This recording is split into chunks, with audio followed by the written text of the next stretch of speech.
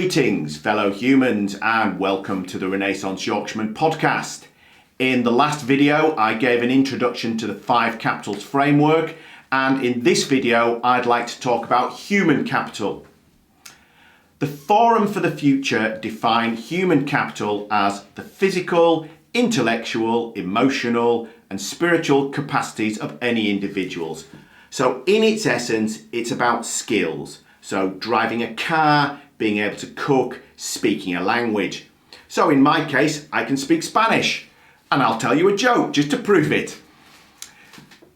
Hay dos peces en una pecera, y uno pregunta a la otra, y dice, bueno, ¿qué hace tu padre?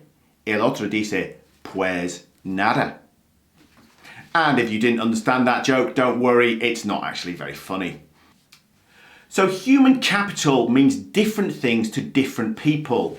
So an economist would define it slightly different from a teacher, for example, who would also define it differently from someone who works in the HR department of a business or a university. But in its essence, it's about skills of individuals. Some people object to the whole idea of human capital because it reduces people to units of output. We are just cogs in a machine, and I have some sympathy for this argument. However, as a tool for understanding what's going wrong with capitalism and how post-capitalist systems can improve on capitalism, I think it's a very useful tool and therefore worth talking about. In the quote that I gave at the beginning, there were 4 aspects: physical, intellectual, emotional, and spiritual. And we can understand these in different ways. If we look at the physical aspects of human capital first, I'll give you 2 negative examples from the UK and 2 positive examples from the UK.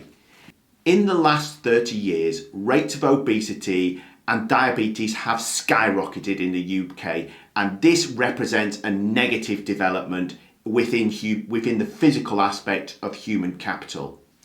In the last 30 years, many people have taken up yoga and meditation in the UK, and these have proven positive benefits on human health.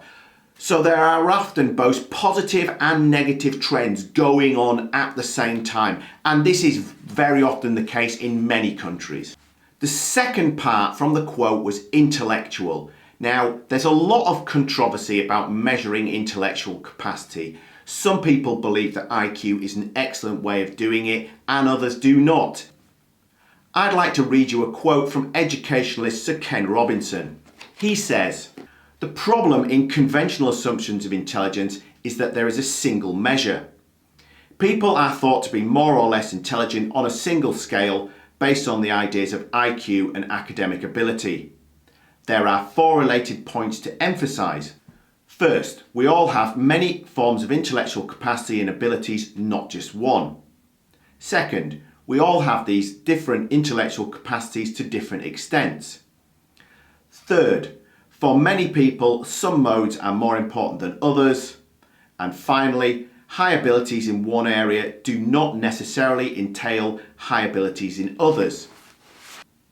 Many people have critiqued Howard Gardner's theory of multiple intelligence, but as an ex-teacher, it's quite obvious to me that individuals have completely different capacities, and that IQ, therefore, is not necessarily a good way of measuring intellectual ability.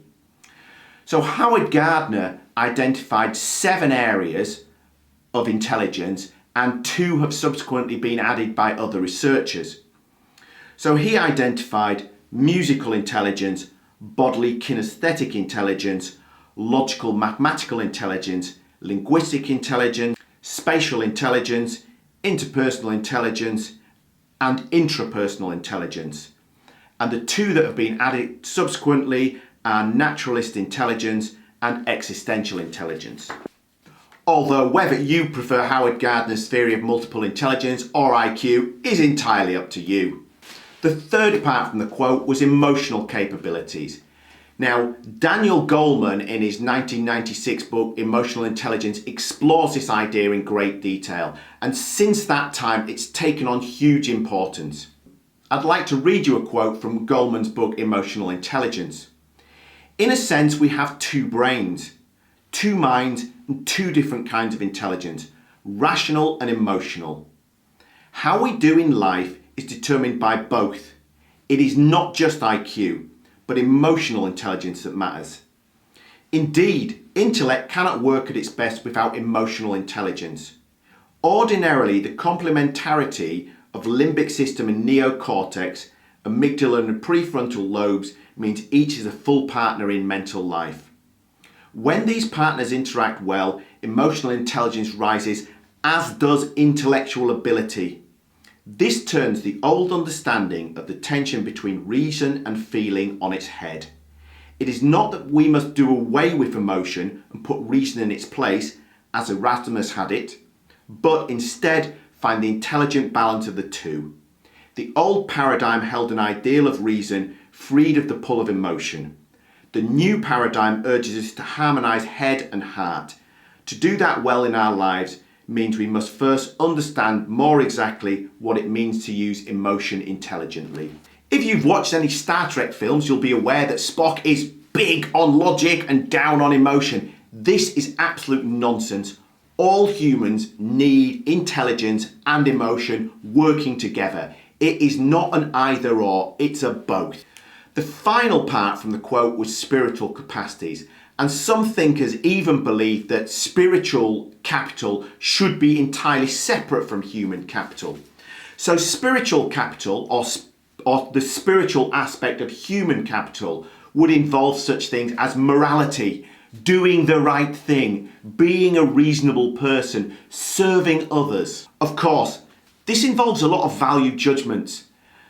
Is someone genuinely doing something to help other people, or because of their own ego, or to advance some hidden agenda? Well, who knows, because I'm not a mind reader and you're probably not one either.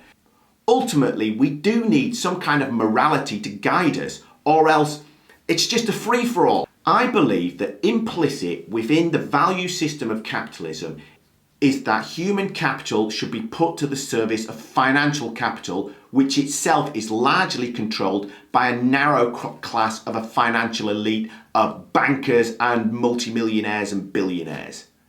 To my mind, this is one of the key failures of capitalism, and it's one of philosophy and morality. In a post-capitalist system, financial capital must be serving human capital. Ultimately, there's a lot of value judgments here. Now, if like me, you weren't born stinking rich and therefore you had to get a job to pay bills so that you aren't homeless and perhaps starving to death, you may have a job which you hate, you may have a job which you can more or less put up with, you may have a job which you love. In post-capitalist systems, everyone should be doing a job that they love. Because otherwise, what's the point in being a human? Why bother being here? You might as well just go out and bang your head against the wall until you give yourself a brain hemorrhage. Or at least that's what I think. Thank you for giving me your time today. Peace.